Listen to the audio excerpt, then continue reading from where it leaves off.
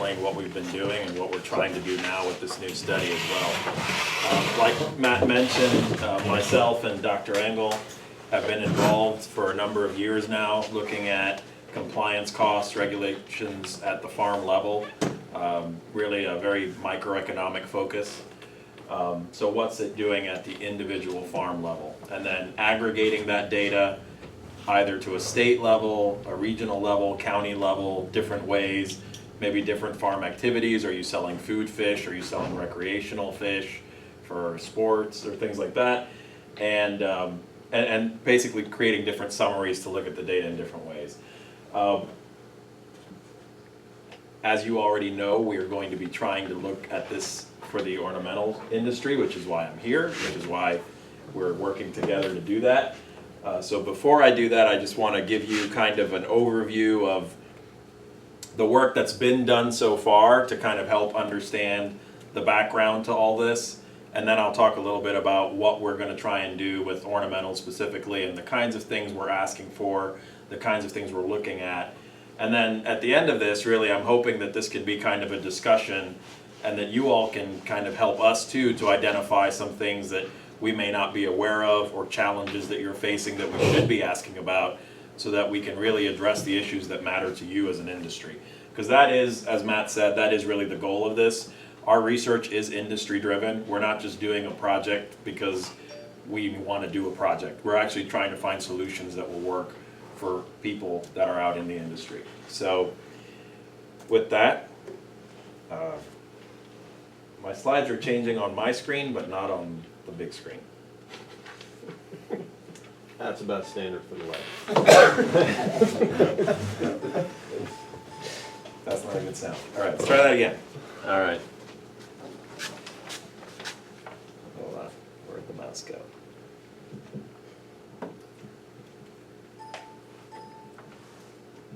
There you go. All right, okay. So quickly, just an overview. I think current state of U.S. aquaculture, it always kind of helps to know, what the broad picture, the big picture is at the moment. Based on 2018 numbers, we are the 16th largest aquaculture producer, and I'm sure that most people here are aware of the fact that there is a seafood trade deficit in the United States. It's now $14 billion as of the latest numbers, which are actually 2016. There is a lag in the data, of course. And we know that aquaculture here has not been developing for a while as quickly as it has elsewhere. So there were several reasons behind this, of course. It's not all just regulations. There's issues with labor, imports, pressures from other countries, feed costs. But one of the areas we thought that has not been looked at very closely is actually that regulatory environment. So Dr. Engel and Dr. Nathan Stone in 2013 had written a paper where they started theorizing about looking at that. And so that's really what set off this whole line of work. This is just a quick infographic put out by NOAA on the different kinds of aquaculture in the U.S. Clearly, shellfish is big, huge, the majority of it. But this is the chart of the U.S. aquaculture growth rate. Now, I will say that this is a rate versus the world. And you can see that there's been fluctuations there over time. And actually recently the U.S. aquaculture growth rate has been positive. There is a rebound in the catfish industry. That was part of that very steep decline that happened previously. There has been a little bit of a rebound in the catfish industry recently, so that's positive to see.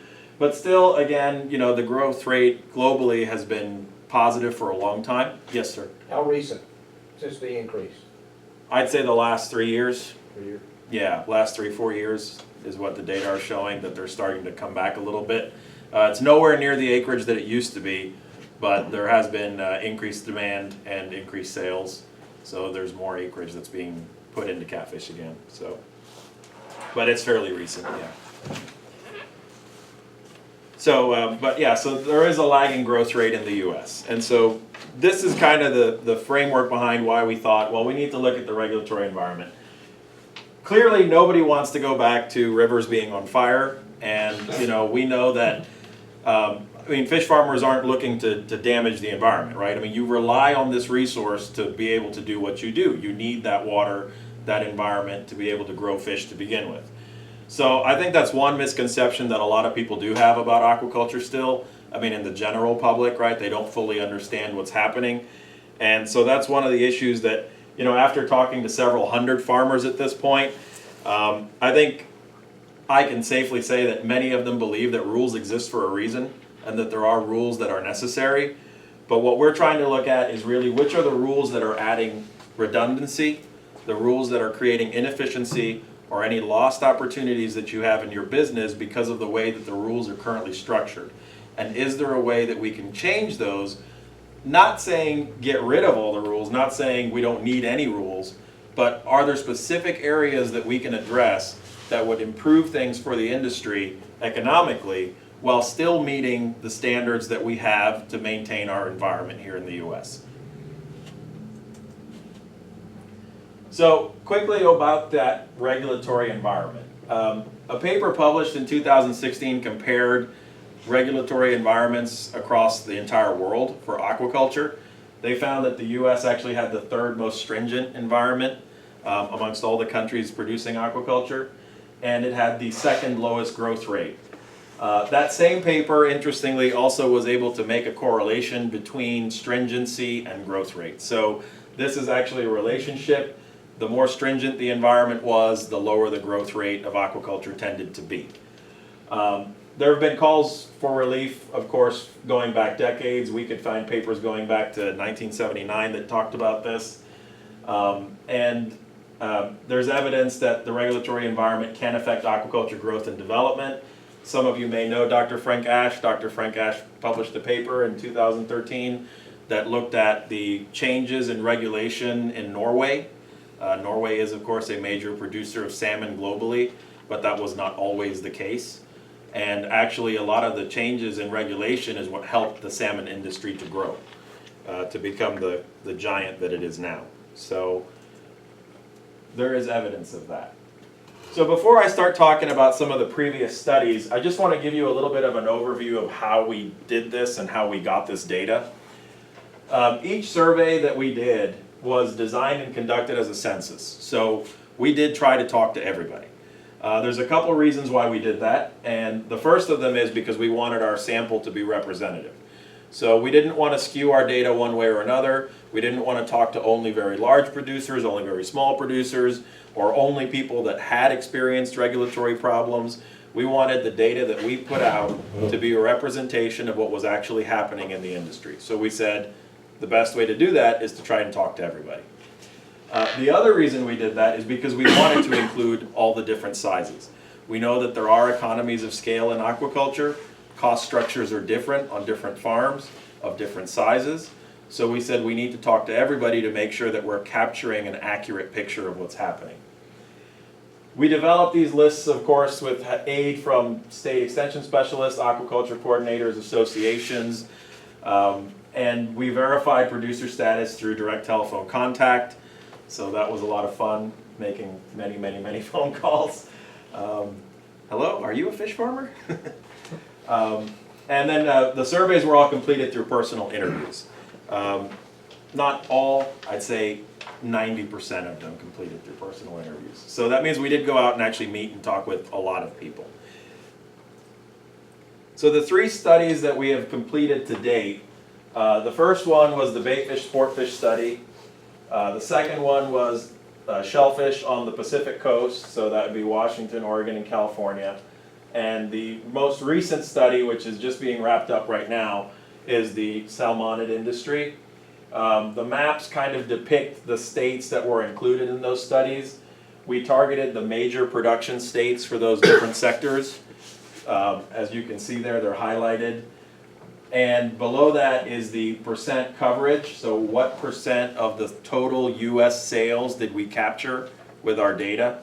And then the bottom number is the actual percent by number of farms that participated.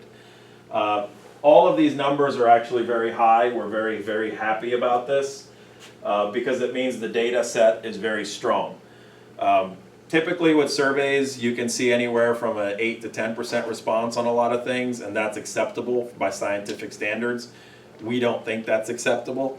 So as you can see, we've done our best, and really the credit goes to industry. I mean, if people understand why we're doing this and are supportive of it and willing to participate, that's really what produces an output like this. And so it's something that, you know, this is really what helps to build the validity of that data, that when you take it later to someone and say, hey, we did a study, they looked at this, they measured this, it wasn't just 3 people that talked to them, right? It was actually a representation of what's out there in terms of both the coverage, how much is being produced, and the number of farms that are actually doing this.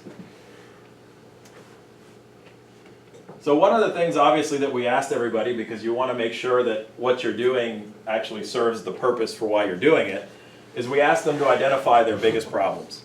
And we said to them, well, what are your biggest problems? And as you can see, the results from all 3 studies, regulations came out to be their #1 problem for all 3 of those sectors that we looked at. So now I'm going to dig into each of those sectors a little bit, and if anybody is curious about the numbers, specific numbers, I mean, we can get into that as part of the discussion later, but I just want to kind of give you an overview of some of the findings that we have for those different sectors. And I'll start with the bait fish and sport fish simply because that was the first sector that we studied. So there were 2 real components of costs that we saw that were related to regulations when we assessed the bait fish and sport fish industry. The first was just outright increased costs, right? You had to pay additional fees, or you had to pay for licenses or build new structures, so that was additional cost. There was another component there, which was lost revenue. So there was some sense of you were losing sales because of restrictions, or there were certain things that were preventing you from accessing other markets. So there was a component of lost revenue as well.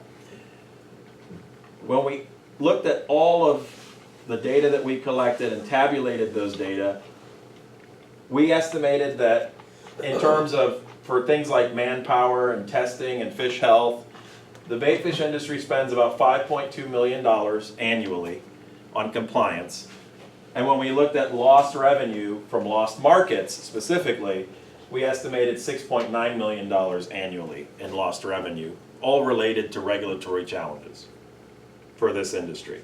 And I think it's important to point out too that this is actually a relatively small segment of the aquaculture industry in the US, right? The bait fish, sport fish is not, it's not big like the catfish or the trout industry. So these numbers are, you know, I mean, that's really substantial for this industry.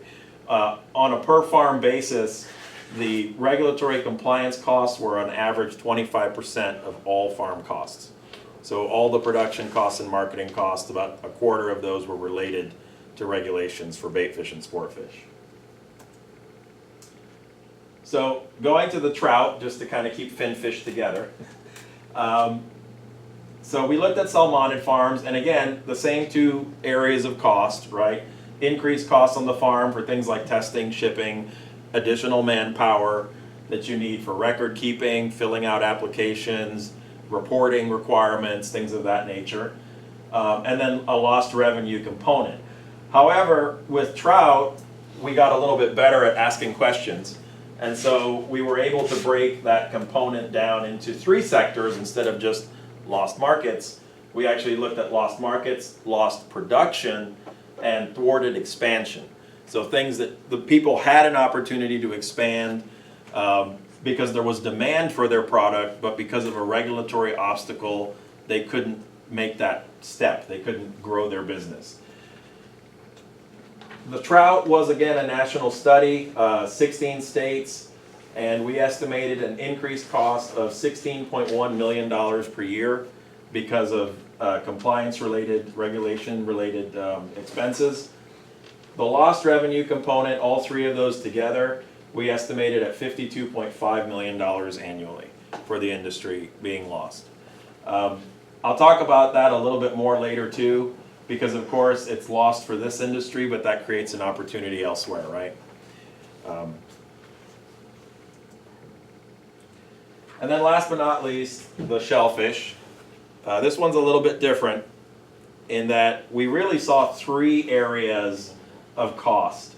There was a cost of obtaining permits, which was completely separate from operating the actual farm. It was just to be able to even build the farm in the first place. Then there was a cost of ongoing monitoring and compliance that people had to do. And then there was this component of lost sales and lost opportunities. How's that? Yeah, better. Oh, okay. All right. So here again, the numbers, this was just 3 states, right? This was just Washington, Oregon, and California. But those are the 3 major production states for shellfish in the US. But we saw for obtaining permits, the annual cost was $12.5 million. That would go into things like manpower, sunk cost, consultants, attorneys, expert witnesses. There is a lot of litigation out west, unfortunately, with getting permits for shellfish farms. Monitoring compliance, which you could say are kind of the daily, day-to-day, ongoing things that you have to deal with every day while you're in operation, was $5.4 million for the industry. And then this lost revenue and lost opportunities, we estimated at $209.8 million annually. That's a huge number, which means that there's a lot of demand for the product and a lot of potential for that industry to grow. And for various reasons in those 3 states, they haven't been able to do that.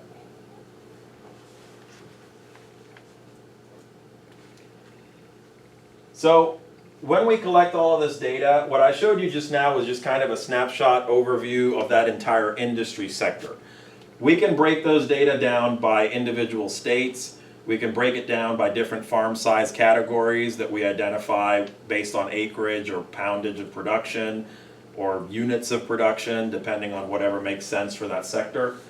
But if I break it down just on a per farm basis for those 3 sectors, on average, we see that on salmonid farms, compliance is about $150,000 a year on average. Bait fish, very similar to that, surprisingly, even though a completely different product. $148,000 per farm per year. And shellfish was much higher at $275,000, really driven a lot by those lost opportunities. Another way of looking at the data is, again, like I said, in terms of total cost, which I've just called it TC here. When we look at what percent of your compliance cost, what's the percentage that you're spending on compliance of your total cost, right? So growing your fish, marketing your fish, selling fish, shipping fish, whatever you're doing, what percentage of that is equivalent to what you're spending on compliance? For the salmonid industry, that on a national basis was a 12%. It did vary state by state. On bait fish, sport fish, it was 25%. With shellfish, that was a little bit more tricky to do because does anybody here know how many shellfish are in a bushel? Okay. It's 200, isn't it? Is it? Is it 200? It's 200.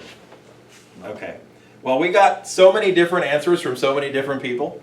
And then the other thing we were told is, well, how big are they? Are they cocktails? Are they selects? Are they jumbos? Are they, right? So the issue we ran into was we couldn't come up with like a poundage to divide everything by. And so when we were looking at total cost per unit, we couldn't come up with that number because we couldn't figure out the number of units. So instead what we did was we summarized it as a percent of sales. So we said, okay, this is the value of the sales that each farm has. What percent of that value of sales are they also spending on compliance? And that was 29%. So we thought that was kind of interesting because we were like, okay, that's kind of, you know, that's another way to look at it.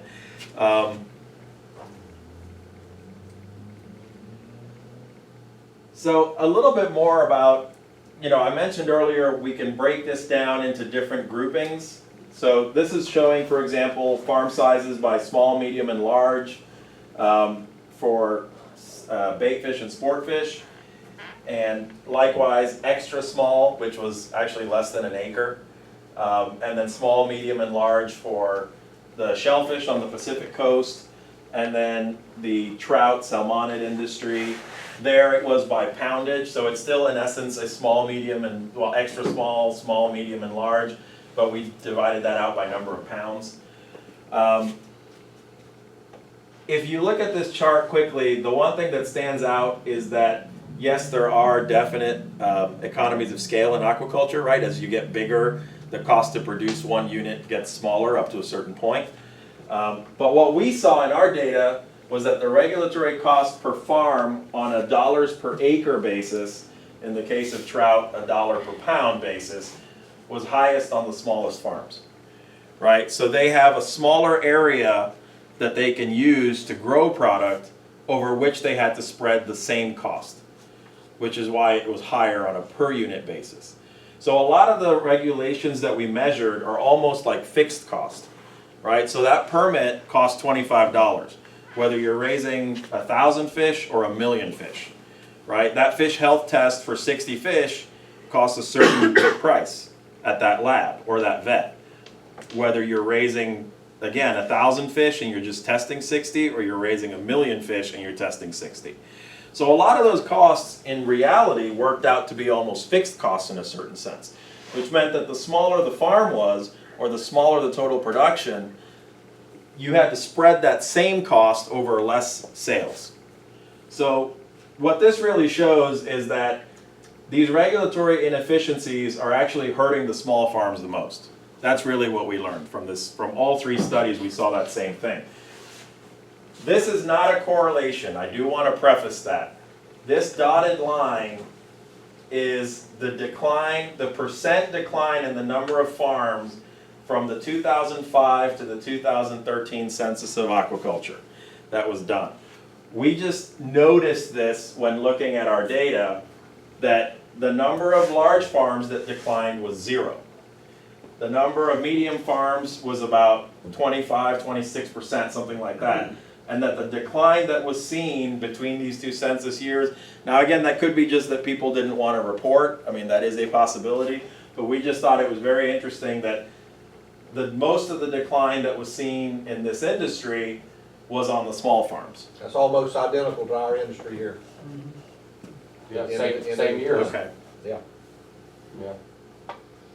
So that's just kind of to give you an example of, you know, some of the things that we can look at when we have this information and all these values and this data set. And we can present it in different ways. I do want to talk briefly about a couple other things before I shift gears into what we're trying to do with the ornamentals industry and with you all. And that's one of the things that I think was really interesting, was this notion of unintended consequences. And I'm going to use an example from the shellfish industry because I think it's a really good example. So the shellfish industry right now out west, their permitting structure requires them to specify the species that they're raising, but also the type of gear that they're using to raise those particular shellfish. So if you're doing Pacific oysters, you have to say, I'm doing Pacific oysters in this type of cage with this type of structure. And that's written into your permit. Now that may have been a great idea at the time, but it created an unintended consequence for the industry. Now there's new, more efficient gear. So through university research or people just being innovative out there on their own, they've developed new ways of doing this that's more efficient at lower cost, but that's a different gear. That's a different technology. If you want to adopt that technology, you need to go out and get a new permit. Because you're permitted to do a specific activity with a specific piece of equipment, and you're changing that equipment. So what we saw out west was that the delays in permitting that these people were encountering, that these different farms were running into because of all the litigation and opposition and other issues that were going on, basically made adoption of new technology infeasible. It was either cost prohibitive to try and go through that process, so people were like, I can't hire an attorney, I can't go to court, I can't fight this out for 3 years, I'm just going to keep doing what I'm doing, even though I know it's less profitable, right? Or people saying, I'm going to try and do this, and I'm going to try and get a new permit, but then getting caught up in this lengthy legal process that added all kinds of costs, because at least out there, until it reaches the Ninth Circuit, there is no cost for a party to sue the farm or to sue the state over issuing a permit. So people can continue to appeal it until it reaches the Ninth Circuit, while all the while the farm actually has to carry the cost of legal counsel and any court fees that are associated with that. Now, I don't know if that's the same here in Florida, to be honest, but that's just, you know, this situation. But I think the point of this is, this permitting structure that was implemented, which may have been well-intentioned from the beginning, right? We want to know what you're doing and how you're doing it, and we will approve that activity, created this unintended consequence, which basically meant that people couldn't adopt new technology and make their farms more efficient. And we know that small farms, for example, could not adopt gear that was both better for their farm and better for the environment. So in a way, it was almost this crazy cycle where you have this technology that's actually more environmentally friendly, but you can't use it because the environmentalists are opposing you of building a new farm or changing whatever you're doing in your farm. So it was a very, very strange situation. But anyway, my question is then for people, how many farms can survive in a competitive market while they're waiting on this permit if they're trying to go through this process?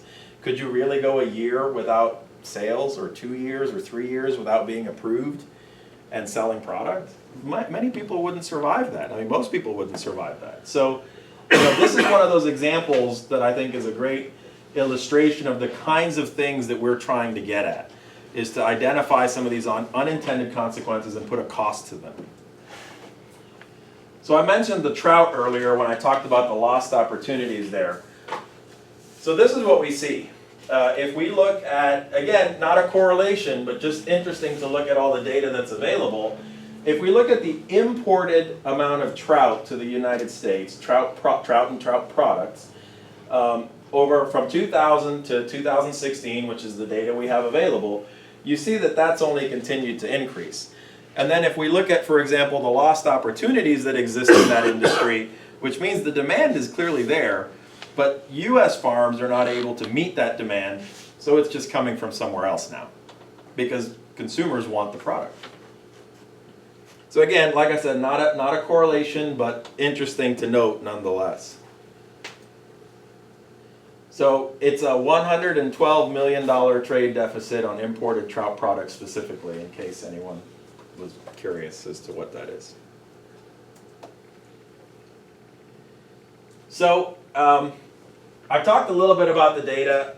Now I want to talk a little bit about how this is actually helping people, right? Because that's the whole point of this. Like I said, we're industry driven. We're trying to make this accessible and available to industry. So the first thing I have to say is that, you know, we use peer review science, right? We go through the peer review process because not only is that important for the regulatory process, right? Many regulations are actually required to consult science in their process of developing regulations or evaluating those regulations, but it's also to support the credibility of the work, right? And so we have other people that are not affiliated with us through the peer review process evaluate what we did and say, well, this was good science, or no, it wasn't. So that's one of the important things.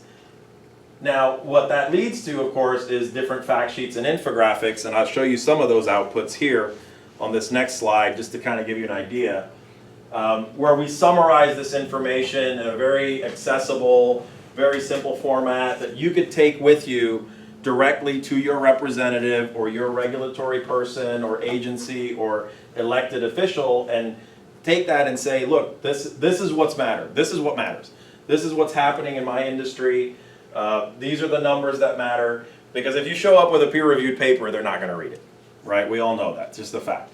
So this is one of those ways that we are trying to make this data as useful to the industry as possible by creating additional outputs. So like I said, it's not just about, oh, I did a project, I wrote a paper, I got it published. We're actually trying to come up with ways to try and help it be more meaningful and more useful to industry. So we've had some success, and I can't take all the credit, of course, because there's so many people that are working on this, and industry's been working on it for so long. But I do know that the results from some of our studies have been used successfully. One such example is supporting legislative changes for aquaculture in the state of Wisconsin. They were successfully able to transition aquaculture from the Department of Fisheries to the Department of Agriculture. That was not previously the case. And a lot of our data summarizing the costs and the complexities that the farms there were dealing with were actually used in that legislative process to support that transition. Again, any of the materials that we have available or that we produce, we share those with NAA or other aquaculture associations. We'll even work with you to develop things that are of interest to you specifically. We've participated in things like NAA's Walk on the Hill in Washington, D.C., where we were invited to go and present the findings to the federal agencies of the research that we've done. There is currently an ongoing dispute in Pennsylvania regarding the trout industry, where we've also been asked to present information from our study on compliance costs for trout and what's actually happening at the farms in terms of testing frequencies and expenditures. So again, we're trying to help and to be helpful with whatever initiatives are going on in the industry. So why am I here? What's next? I mean, additional aquaculture sectors, like Matt mentioned, that includes tilapia, hybrid striped bass, the ornamentals industry, of course, that's why you're here tonight, and catfish, as well as the East Coast shellfish industry. We did the West Coast, now the East Coast. So we're very happy to have this partnership with UF and to be working on this together. And of course, this study is going to focus primarily on the state of Florida because you all are the primary ornamental producer in the US. And that's what we've always done with our approach, is to look at the primary states for those production sectors. So with that being said, before I talk about anything else, confidentiality. That is a really, really important thing to us. I'm sure it is to you, but it is to us also. We understand that the information we are collecting is private business information.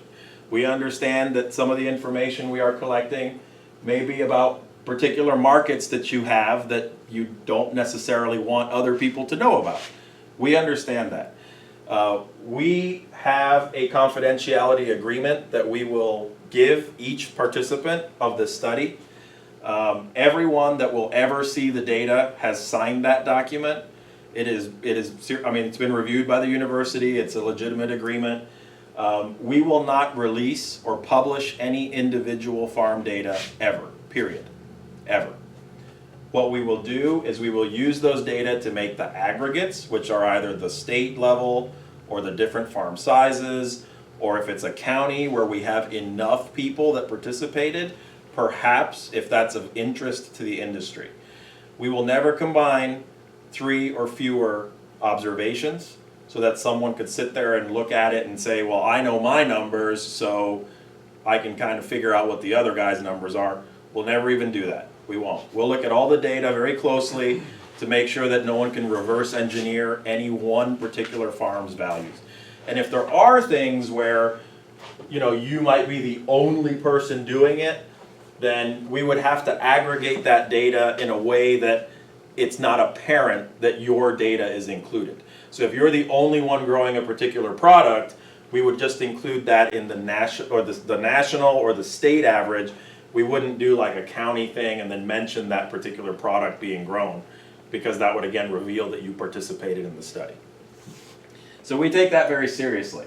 And to continue on about that, we do store the surveys securely. We do use software and hardware encryption on our computers and devices. Data is coded. We don't record your name or personal identifiable information. The survey is stored with a code. That's what we use. That's what goes on the spreadsheets. That's what goes into the analysis. I just spit a code out, R1. And we don't know who R1 is anymore, right? That's it. It's R1. Again, the results are all averaged or aggregated in different ways. And the surveys themselves will be destroyed after the completion of the study. So there's not something later that someone can forget about or leave somewhere in a cabinet and someone else finds it 10 years later and goes, hey, what's this? So the actual questionnaires themselves do get destroyed. The spreadsheet summary, which is completely coded, is all that's preserved at the end of this. So with that being said, what are we collecting? The surveys are designed to capture, again, what are your major regulatory issues? Is it things like water? Is it issues with water permits or access to water? Is it issues with having been prevented from expanding? Fish-eating predators, we know that predation is a big problem in some other sectors of aquaculture. Do you have exclusion netting? What is the cost that you're investing in exclusion netting? Are you having issues with depredation permits? Another study that I'm involved with is also looking at the actual number of fish-eating birds that are present on farms, because we know that a lot of times the limits of what are given to farms are not sufficient to really manage the bird problem. So we have some work that's in that area as well. New species approval. Is this a challenge? Have you lost opportunities by not being able to get new species that you'd like to grow approved? Or how long does it take to get an approval? These are all the kinds of things that we're hoping to be able to answer, and if there's other thoughts that you have, I'm very interested in hearing those. Again, also looking at drugs and chemicals for non-food fish. In your case, this is a non-food fish. Is it is it a problem or a challenge to get approval for drugs or compounds that have been proven effective, or that perhaps your competitors internationally have access to and can use while you cannot, and that gives them some kind of a competitive advantage. And then last but not least, certainly of course, Florida has the BMP program for aquaculture. How much time does that take for you to meet all those requirements, applications, approvals? I've heard a lot of good things about the BMP program. I'm not intricately familiar with it. But again, there is of course a cost associated with implementing those management practices on your farm. And as Matt was saying, anything that we can identify to help streamline things, help make things easier, even if it's something as simple as, I'll give an example. We had an issue with a particular farm that had to obtain a new permit for every shipment of fish that was leaving the farm. And they needed 250 of these in a year to one other state. And so it was an issue where we said, is there not a way that you could streamline this? I mean, they're shipping these fish, it's on this regularly occurring frequency. Why is it a one permit per shipment? Is there not another way that you can license this? So unfortunately that was not resolved because the particular state in question didn't want to resolve it. But things like that we could point to and say, okay, this is an area where maybe you can make a small change and still keep some enforcement and regulations, but where it makes it more livable for the farm, something that people can comply with. So again, like I said, all our responses are coded, no names, no personal information. We use Microsoft Excel, nice and simple, to keep all the data stored. There's a lot of double checking, triple checking, quadruple checking of the data to make sure that we've entered it correctly. And then we go through a process of conversions and quality control. So we try and convert all values to like units and scales. That's just kind of the process that we go through. And we do code responses. So there are some open-ended questions that we may ask you. Those responses may contain some information that somebody could use to identify who gave that response. We code those. So we will change that response when it's stored on the template to a response that does not identify who gave that answer. And then of course we verify everything is in the right place and working correctly before we run our calculations and come up with our estimates. So what am I asking for? What are we asking for? We're asking for your help and for your support. We need good response rates so that these data can be both representative and credible, and that these data can be as useful as possible to industry to help pursue reforms and streamlining. And like I said, we're willing to support initiatives that you have as a state or as an association. If we can provide materials or produce outputs that are of particular interest, we are completely open to doing that and supportive of doing that. Because again, we want this to be meaningful. We want this to not just be a research project. We want this to actually have an impact. And with that, I do want to acknowledge, of course, all of the people that were involved in the previous studies. I'll go through that quickly, but There were a lot of people involved, it took a lot of effort, and primarily it was the participation, wonderful participation by the industry that helped to make those studies a success. This is my contact information. Do feel free to reach out to me if there are particular questions you're not comfortable asking here and now, or things you'd like to discuss with me later. I'm available to do that at all times. But I'd really like to try and open this up a little bit to some discussion and see if you have any thoughts or questions, or if there are things that you think that we really need to be focusing on when we go out and try and talk to people here in Florida about the ornamental industry specifically.